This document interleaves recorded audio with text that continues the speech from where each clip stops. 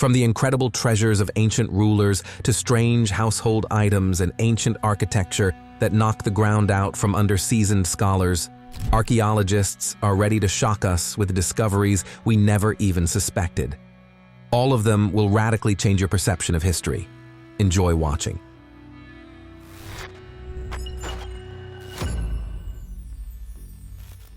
Sometimes, archaeologists have to deal with findings that at first glance seem, to put it mildly, not the most exciting. But when they unearthed several toilet barrels, complete with remarkably preserved human contents inside, they were overcome with indescribable enthusiasm. These barrels date back to a period more than 7 centuries ago and were found in a single medieval layer, and the smell turned out to be still quite pungent. Apparently, the barrels were stacked on top of each other, forming something like a well. It is unknown whether they served as a public toilet or stood next to someone's dwelling. However, according to scientists, the material inside clearly preserved what will help establish the diet of people of that distant era. Fragments of food, seeds, any remains that can be studied. All of this will effectively give us the menu of medieval Denmark. So yes, it may not sound too appealing, but it is extremely informative. When we talk about cannibalism, many people involuntarily imagine distant islands or completely isolated tribes. But, as it turned out, a similar practice also existed on European territory. French paleontologists found the bones of 6 Neanderthals in a cave in the Mulagersi area. Judging by the nature of the damage, their skulls and other parts of the body were opened to extract bone marrow and brain tissue. It sounds like a scene from a horror movie, but in fact, it is a proven historical fact. Tools were used to remove tongues, lower jaws, and, apparently, everything else that could be consumed. And these sorts of testimonies are by no means unique. In various famine periods of history, human flesh could even be sold at markets. Some recall episodes in medieval Spain and England when, out of desperation, people resorted to such measures. History can be far darker than we are accustomed to thinking. In the early 2000s, a very strange, tiny mummified skeleton was found in the Atacama Desert in Chile, whose skull shape resembled that of an alien. It had an elongated skull, huge eye sockets, and only 10 ribs, whereas most humans have 12. Many people thought it was unique proof of life from other planets. However, genetic research by a team of scientists showed that this skeleton belonged to a little girl with a series of rare mutations affecting bone development. She was nicknamed Atta, and the test results confirmed that she was an ordinary human who simply suffered from serious pathologies. Incidentally, the discovery of such genetic abnormalities may help modern science find treatments for those born with similar problems. And sometimes, in the mountains, you can stumble upon statues of giants whose dimensions surpass human size hundreds of times over. Yet how could such creations have been made without the help of modern technology? Personally, I have no answer to that. Or perhaps nature itself worked to create such a wonder for us, resembling the figure of a giant human. In the northern region of the Philippines, near the town of Cabayan, once lived the Ibaloy people, who had a special form of mummification. Their tradition cannot be compared to the Egyptian one. Here, bodies were not embalmed in the usual sense, but subjected to a prolonged process of smoking and dehydration. That is why these deceased are called fire mummies. The arrival of the Spanish in the 16th century led to the conversion of the tribe to Christianity, and the mummification tradition was gradually abandoned. The bodies of ancestors ended up hidden in the caves of Cabayan. It was believed that the deceased became a kind of protectors of the tribe and their lands. The mummification process began even while the person was alive. They were given special salty drinks for dehydration, and immediately after death the body was washed, placed in a special coffin in the fetal position, and smoked over a fire. Layer by layer, the smoke and heat drew all moisture from the tissues. An archaeological sensation erupted in Jiangxi province when researchers came upon the largest hoard of gold coins from the Han Dynasty era. As part of excavations at the old Haihunhu tomb, they unearthed nearly 300 gold coins, all of almost identical weight and size. People say the emperor himself presented this treasure to the marquis, further fueling interest in the find. Scientists worked for years studying this site, and it turned out to be the burial place of Liu He, the first Haihunhu and grandson of the famous Emperor Wu. Along with the gold coins, other valuables were found here: ancient wooden and bamboo tablets, bronze, jade, and gold objects, as well as a separate burial with horses, which apparently were meant to accompany the departed ruler in the afterlife. How does the idea of a museum exhibit in the form of human excrement sound to you? It sounds very strange indeed, but such an artifact, nicknamed the Lloyd's Bank coprolite, actually exists and is kept in one of the British museums. It was discovered around the 70s of the last century at a site where a bank was later built. This sample, it appears, was left by a person from the Viking era. Its length was about 24 centimeters, and it was roughly the width of a palm. Scientists studied the sample and discovered that the Vikings' diet consisted mainly of bread and meat, but most importantly, they found a great many parasite eggs inside, indicating that its owner suffered from serious intestinal worm problems. For researchers of the everyday life of ancient Scandinavians, it became an invaluable discovery. At the end of the 80s of the last century, a group of cavers went into the caves of Mount Owen in New Zealand and encountered something astonishing: an enormous claw, complete with skin and tissues, as though it were not a fossil fragment, but a ripped-off limb of some monster. Later, it was determined that the claw belonged to a giant flightless bird called the moa, which went extinct many centuries ago. These birds could reach colossal height and mass, but they suddenly disappeared roughly 8 centuries back, after the first people arrived on the island and began hunting them. Thanks to the incredibly good preservation of the claw, scientists were able to gain a more detailed understanding of the structure and way of life of the moa, once the largest herbivorous birds and true masters of New Zealand. Recently in Egypt, there was a grand unveiling. Archaeologists discovered a huge number of sarcophagi and bronze figurines, one of the most impressive hoards in the entire history of excavations at Saqqara near Cairo. More than 200 brightly painted coffins and numerous statuettes depicted various gods, and inside, the sarcophagi were well-preserved mummies. Experts confirm that all these finds date to the late period, meaning approximately more than 2,500 years ago. Here are ritual vessels of the goddess Isis and even a headless statue of Imhotep, the chief architect of Pharaoh Djoser. The artifacts are so well preserved that they were put on display right at the foot of the step pyramid of Djoser, so every museum worker and tourist could behold the majesty of the ancient civilization firsthand. For many years, the Shroud of Turin has occupied the minds of both believers and skeptics. This piece of cloth bearing the imprint of a man's body is kept in the Cathedral of Turin and is considered by some to be the burial cloth that covered the body of Jesus himself. Scientists have long debated whether the bloodstains on it are genuine and whether there is any proof of a supernatural origin for the image.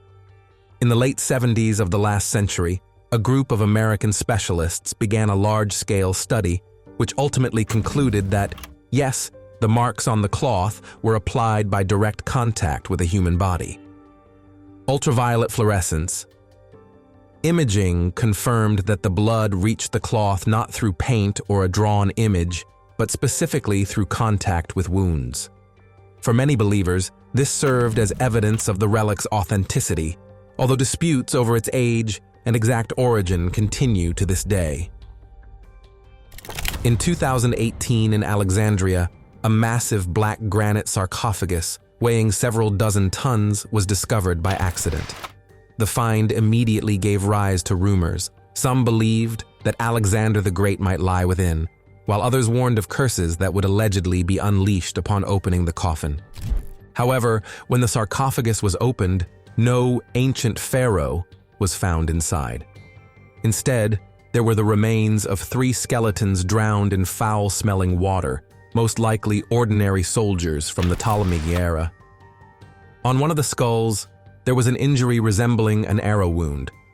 There were no royal regalia or legendary curses, just further proof of how rich Alexandria's history is and how many mysteries it still holds in its depths. In Scotland, there is a famous carved stone called the Knock Stone. It is considered one of the most important carved stones in all of Europe because it dates from the Bronze Age and amazes observers with its size and the number of petroglyphs carved into it. It was discovered in the 19th century by an antiquities enthusiast priest near a place called Foigly. The stone is nearly 13 meters long and 8 meters wide, and its surface is covered with spirals and other geometric patterns. It is believed that these images could be linked to the rituals and beliefs of the ancient tribes that inhabited Scotland in the distant past. When British builders were laying a secondary road in Dorset, they came across a truly shocking sight: a mass burial of 5 dozen headless people. All the skulls were heaped together in a single pit, separate from the bodies, and there was no trace of clothing or armor. Scientists engaged in isotope analysis, brought in forensic experts, and used all modern methods to find out who these individuals were. The result was astonishing. They were Vikings who had been executed, most likely after a failed raid. The bones belonged to men of different ages, and nearly all the skulls and remains bore multiple sword cuts. Obviously, the heads were not always severed in a single blow. Some vertebrae showed several deep notches. Radiocarbon dating placed this burial toward the end of the first millennium. The Antikythera mechanism has long been called the first analog computer of antiquity. It is a complex device with dozens of bronze gears, able to calculate the positions of celestial bodies with remarkable accuracy. It was found on a sunken Roman vessel off the coast of the Greek island of Antikythera in the early 20th century. It was considered impossible for the ancient world to achieve such precision. Yet the fact remains that the mechanism can track eclipse cycles and other astronomical phenomena. Scientists discovered spirals on the back panel indicating the Saros, an ancient cycle used to predict solar and lunar eclipses. According to one theory, the device might have been calibrated for a specific moment when an annular solar eclipse took place. How it ended up on a Roman ship and who created it remains a mystery wrapped in enigma. In the southeastern part of Turkey, near the border with Syria, lies the Göbekli Tepe archaeological complex, a place many call the world's first temple. Excavations began in the 90s of the last century when a German archaeologist took interest in some strange stone pillars. It turned out to be a grandiose structure built roughly 11,500 years ago, several millennia older than Stonehenge.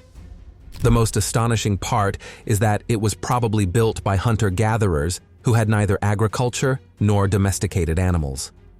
Nevertheless, we see massive stone blocks weighing several tons adorned with relief depictions of animals. It seems that people traveled from afar to conduct rituals here. Göbekli Tepe overturns our view of history, showing that even without advanced agriculture, ancient tribes could build something truly monumental. In one Canadian museum, there is a small Roman jug about 1.5 millennia old, and no one can figure out its purpose. The thing is, its entire surface is studded with tiny holes, so many that any liquid inside would drain out immediately. When the jug was discovered, it was in over 100 shards, but restorers managed to reassemble it. No other Roman artifact is quite like it. Perhaps it was some device for draining water, or a clever oil lamp, or some sort of feeder for exotic creatures. Alas, there is still no definitive explanation. In the state of New Hampshire in the 18th century, while erecting a fence, workers came upon a strange egg-shaped stone, slightly larger than a goose egg. On its surface are carved symbols, including the outline of a wigwam and other mysterious designs. Later, this artifact became known as the Mystery Stone from Lake Winnipesaukee, and its origin still puzzles historians. Researchers note that the material from which the stone is made is not found in that region. No one can determine its connection to any indigenous cultures or anyone else. The wigwam engraving obviously hints at Native American peoples. Yet, the egg-shaped stone doesn't fit into any known tradition. Perhaps it was a unique creation by an unknown craftsman, or maybe it was part of a ritual about which we still know nothing. Near Lake Titicaca in Bolivia, a strange, massive vessel was found, called the Fuente Magna. On its inner surface are inscriptions resembling Sumerian cuneiform, along with symbols that look similar to Semitic writing. If these really are Sumerian signs, then the question arises, how did the Mesopotamian civilization find its way to South America several millennia ago? The vessel itself is large, like a sacrificial bowl, presumably used in rituals. For a long time, many considered the find a forgery, but more and more researchers lean toward its authenticity. At the end of the 19th century, near the town of Nampa in Idaho, drillers discovered at great depth a tiny clay figurine, later called the Nampa figurine. It looks like a female silhouette, clearly man-made. But the problem is, they pulled it from a stratum of rock that, according to geologic data, was formed very, very long ago. So long that humans could not possibly have reached it. Proponents of alternative historical theories claim this is evidence of human presence on the American continent many millions of years ago. Skeptics, on the other hand, believe the figurine may have fallen down the borehole during drilling or was planted there. A group of scientists working in Guatemala found the oldest example of the Maya calendar in the Las Pinturas pyramid, dated to about the 3rd century BCE. On the wall, in the form of murals, there were glyphs denoting 7 deer, part of the time count system that the Maya used for many centuries. Interestingly, their famous 20-day sacred cycle, employed by priests, is recorded there in nearly the same form as it existed later in the Classic period. It follows that this astronomical and ritual system was already well developed among the Maya, much earlier than researchers had thought. For us, it is yet another window into their cosmology, ritual practices, and remarkable knowledge of celestial movements. London is a city with a centuries-long history, and impressive evidence of its Roman past still hides beneath its streets. Quite recently, builders preparing a site near a bridge stumbled upon a huge mosaic panel. It once adorned the floor of a Roman dining hall around 2 millennia ago, during the era of Londinium. Researchers determined that the composition is formed of intricate geometric designs and floral patterns. Moreover, beneath the top layer of mosaic, they found an even older layer, indicating that the room was renovated and updated multiple times. Archaeologists suggest that it might have been a luxurious dining room in an upscale inn, where wealthy individuals of ancient Rome would dine while reclining on special couches. In the northern Italian city of Piacenza stands a museum housed in a 16th century palace known as Palazzo Farnese. The building itself is very impressive, but inside there is something far more ancient, a bronze fragment of a sheep's liver, dubbed the Liver of Piacenza. It is believed to date many centuries before the palace was ever built. They say this relic preserves an entire cosmology adhered to by the mysterious Etruscan people. Imagine an entire body of knowledge concentrated on a single work of art. This monolith long served merely as extra building material for a local church. The years passed, and the stone remained unused, and that turned out to be fortunate because someone discovered unique runic inscriptions on it, preserving incredible stories about kings, heroes, and bloody battles related to ancient Scandinavian mythology. Just imagine how much knowledge would have been lost if the stone had actually been used in construction. Researchers believe that the runes were carved in the first half of the 9th century. At some point, Norse pagan beliefs gave way to Christianity, and along with them, the ancestors' records sank into oblivion. Then came endless wars, and by around the 12th century, the relic was repurposed as a building block. In the year 1843, someone made a drawing of the runes, and then the stone was indeed built into a wall.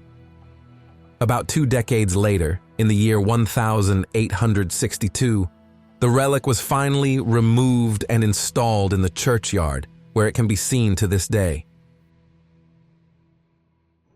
There is a place considered a major pilgrimage site located in the Indian city of Sarsi, in the middle of the Shamala River. It became famous for its multitude, according to legend, 1,000, of Shiva lingams, special sacred objects carved directly into the riverside rocks. It is astonishing to see how human hands transformed the natural terrain into a large-scale open-air temple gallery. According to history, these shrines were created by order of an ancient ruler sometime between the years 1678 and 1718.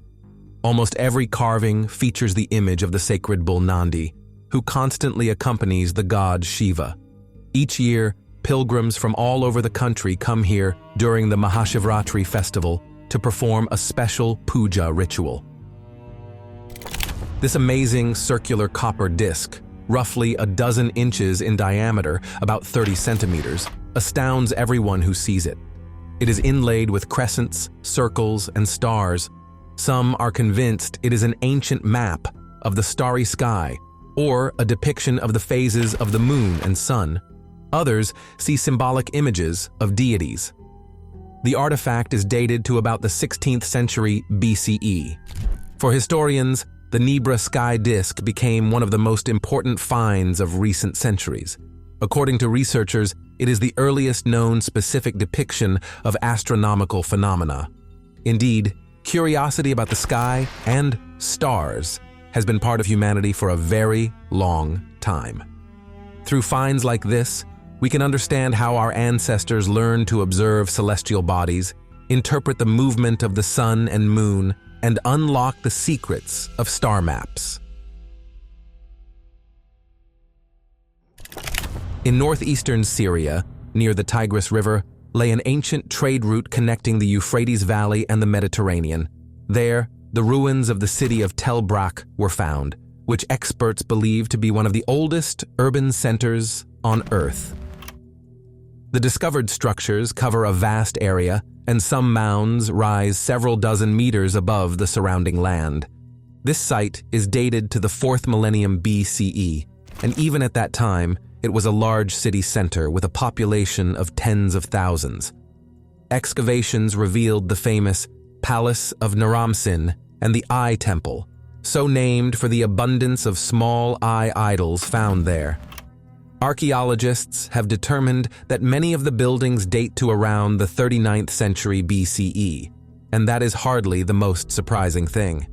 Experts believe Tel Brak may hide even older traces of human civilization. Sometimes when construction work uncovers the ruins of ancient buildings, they are either demolished or conserved and covered up. But the owners of one modern supermarket chose a creative approach.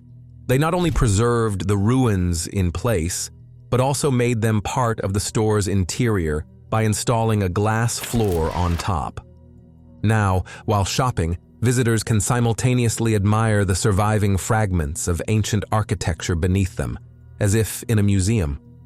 Archaeologists view this as a wonderful example of how modern life and historical heritage can be combined without sacrificing either. We have already mentioned that ancient Rome was an extremely advanced society. but nanotechnology, and this long before the advent of electronics. A famous greenish jade glass chalice that changes color to red under certain lighting baffled experts for a long time. However, late in the last century, scientists discovered under the microscope tiny inclusions of gold and silver, so-called nanoparticles, in the glass. Roman artisans of the time did not understand the mechanism scientifically, but they had practically stumbled upon the principle behind modern nanotechnology. A particular mixing of metals created a unique visual effect. Studying this finding may help in developing cutting-edge methods in medicine and science because the diffusion of nanoparticles in glass still amazes specialists to this day. From time to time, archaeologists come across strange footprints resembling a human foot, only several times larger than normal. One theory speaks of once existing giants, or so-called Nephilim mentioned in myths, who may have left such a print, dated hundreds of millions of years ago, which does not align with the official timeline of human emergence. Skeptics claim it is just an unusual natural rock formation, not a genuine footprint of a giant. Still, the dating determined by archaeologists is astonishing. If it really is a human-like print, then our entire understanding of the chronology of evolution would have to be revised. In ancient Egypt, there were several granite quarries for the pharaohs and their entourage. In the northern quarries of Aswan, scientists discovered an unfinished obelisk, a colossal monolith that, if completed, could have become the tallest among all Egyptian obelisks. Its planned height would have exceeded 100 feet, more than 30 meters, and its weight would have surpassed 1,000 tons. By comparison, the largest fully finished ancient Egyptian obelisk, known as the Lateran obelisk, reaches about 30 meters. That means the obelisk in Aswan was envisioned to be even grander. Construction was abandoned because of cracks that formed in the granite block. If those cracks had gone unnoticed, the entire structure might have collapsed upon installation. At first glance, it is just an ordinary iron pillar standing in an open area in India. Yet it is over 16 centuries old, and there is practically no rust on it. Scientists still cannot fully explain how ancient blacksmiths achieved such resistance to corrosion. Even today, if you leave iron exposed to rain and sun, it typically rusts fairly quickly. Most likely, ancient Indian metalworkers used a special alloy or a unique form of metal treatment. Studies show that the pillar contains a very high level of phosphorus and other elements that form a protective film against moisture. But the precise technique remains a secret, so impressive that modern industry still struggles to reproduce it on a large scale. All these findings remind us that human history is richer and more complex than we typically imagine. Each artifact is not just an object from the past, but also a key to understanding who we were, how we developed, and what awaits us in the future. Stay with us on the TopFacts channel, share your thoughts in the comments about the video, and check out our previous episodes, which are appearing on your screen right now.